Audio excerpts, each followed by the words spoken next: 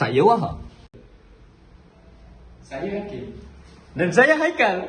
Assalamualaikum warahmatullahi wabarakatuh. Kami akan membentangkan tajuk pergaulan bebas.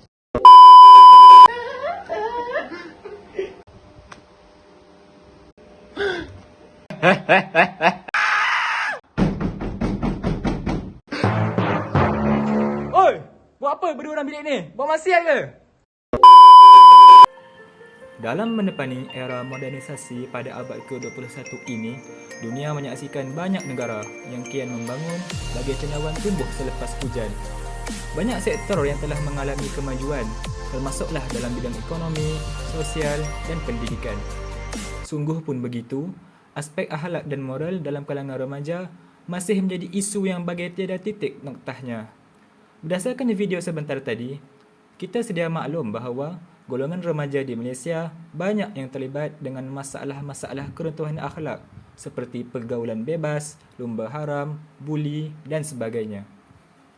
Oleh itu, dalam video ini kami akan membincangkan segala permasalahan yang berkaitan isu pergaulan bebas antara lelaki dan perempuan, khususnya dalam kalangan remaja yang meliputi faktor, kesan dan cara mengatasi isu ini.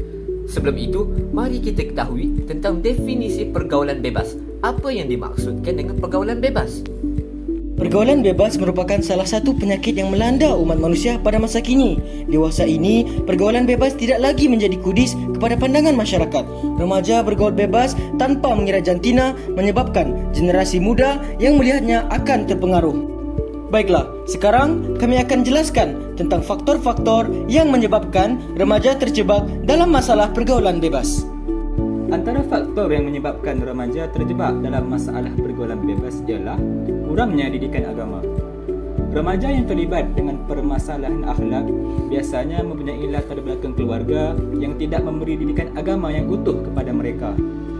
Agama yang berupaya membentuk jati diri remaja tidak diendahkan sepenuhnya kepada mereka sejak awal peringkat umur lagi.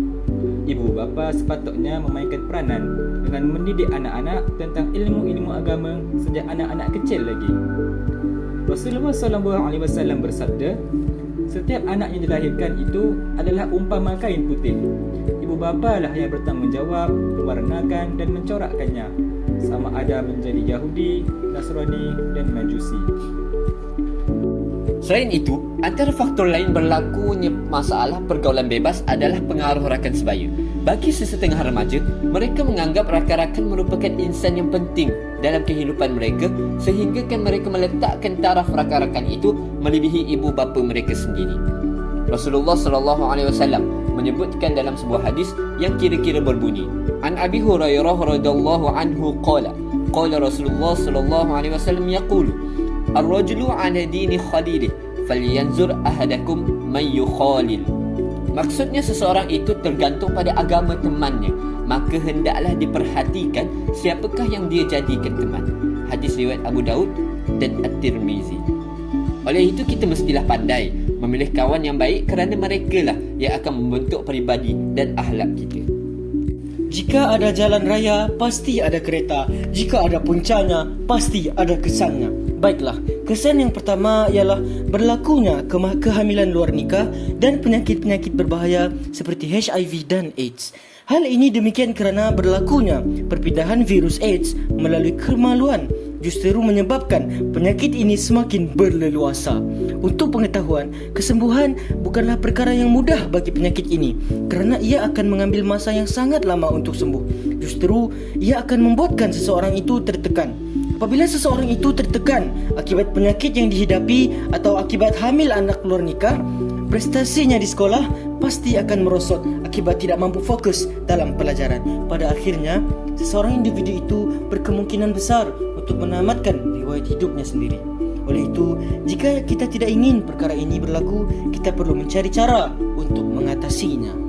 Yang paling ampuh sudah semestinya dengan menerapkan didikan agama di dalam sanubari seseorang individu itu. Hal ini demikian kerana seseorang yang mempunyai asas agama yang kuat dalam dirinya, sudah pasti dia akan terpelihara daripada melakukan apa-apa jenis kemungkaran. Buktinya, terdapat kajian yang menunjukkan bahawa majoriti remaja yang terlibat dengan masalah sosial berasal daripada latar belakang yang bermasalah, seperti bapa yang kuat mendera, ibu bapa yang tidak menghantar anak ke sekolah kerana kurang berkemampuan, dan sebagainya. Ironinya, cendekiawan Arab pernah menukilkan, agama itu apabila dihayati akan menjadi pengawas kepada dirinya sendiri. Oleh hal yang demikian, jelaslah bahawa ilmu itu sangatlah penting dalam kehidupan seharian. Tambahan pula, Nabi SAW pernah bersabda yang bermaksud, menuntut ilmu adalah wajib bagi setiap Muslim.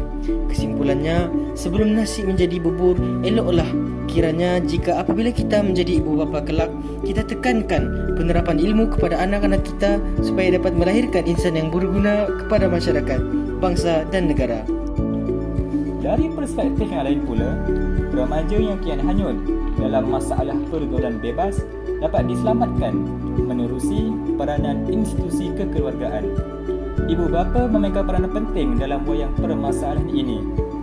Dalam konteks ini, ibu bapa sewajarnya mendidik anak-anak tentang hal yang berkaitan seksualiti seperti aurat lelaki dan aurat wanita, mahram dan yang bukan mahram, bahagian-bahagian tubuh yang tidak boleh disentuh oleh orang lain, kepentingan memisahkan tempat tidur anak-anak lelaki dan perempuan, serta waktu-waktu anak tidak dibenarkan untuk masuk ke bilik ibu bapa. Ibu bapa juga perlu menjelaskan kepada anak-anak bahawa hubungan seks dalam Islam hanya dibenarkan untuk suami dan isteri yang sudah berkahwin sahaja. Sekiranya dilakukan oleh lelaki dan perempuan yang tidak mempunyai ikatan perkahwinan yang sah, maka ia adalah zina. Kedudukan perbuatan zina ini amat jelas disebut sebagai satu perbuatan yang amat dilarang, yang bertujuan untuk memelihara kemuliaan dan maruah diri setiap manusia. Allah berfirman dalam surah Al-Isra ayat 32, A'udzubillahi minasyaitonirrajim, wala taqrabuz zina innahu kana fahishatan wa sa'a sabila. Yang bermaksud, dan janganlah kamu mendekati zina dengan melakukan perbuatan yang dapat merangsang atau menjerumuskan kepada perbuatan zina. Sesungguhnya, zina itu adalah suatu perbuatan yang keji, yang mendatangkan penyakit dan merosak keturunan, dan suatu jalan yang buruk yang menyebabkan pelakunya disiksa dalam neraka. Akhir sekali, kita sedia maklum bahawa sebuah kereta pasti mempunyai brek untuk berhenti. Begitu juga dengan manusia mempunyai brek, iaitu takwa kepada Allah Subhanahu Wa Taala. Justru, sebagai umat Islam yang taat kepada Allah dan Rasulnya, kita mestilah sentiasa berwaspada dengan tipu daya syaitan dan hawa nafsu agar tidak berlaku masalah-masalah yang akan membawa kesan buruk dalam kehidupan kita. Oleh itu, sentiasa beribadah dan bermunajat kepada Allah supaya kita sentiasa terhindar dan terselamat di dunia maupun di akhirat. Ingatlah saudara-saudari sekalian, sesungguhnya orang yang paling kuat itu adalah orang yang paling banyak beribadah kepada Allah Subhanahu Wa Taala, kerana solat itu sendiri mampu mencegah diri kita daripada melakukan kemungkaran. Seperti mana dalam firman Allah Subhanahu Wa Taala di dalam Al-Quran, A'udzubillahi minasyaitonirrajim, Innas salata tanha 'anil fahsya'i wal munkar. Sesungguhnya solat itu mencegah diri kita daripada melakukan kemungkaran. Oleh itu, setinggi mana pun dosa kita, sebesar mana pun dosa kita, sebanyak mana pun dosa kita, jangan sesekali kita tinggalkan solat dan jangan kita lupa untuk bertaubat kepada Allah Subhanahu Wa Taala. Kerana hidup kita ni bagaikan sehelai kain putih yang kotor. Kita perlukan sabun untuk menghilangkan kotoran tersebut. Begitu jugalah dengan manusia.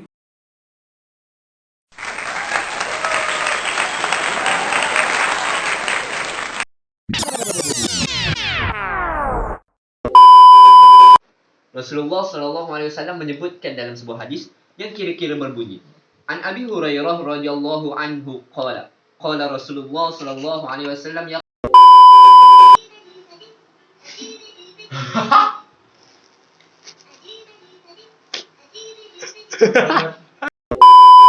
Pertama ialah berlakunya kehamilan luar nikah dan penyakit-penyakit berbahaya seperti HIV dan AIDS.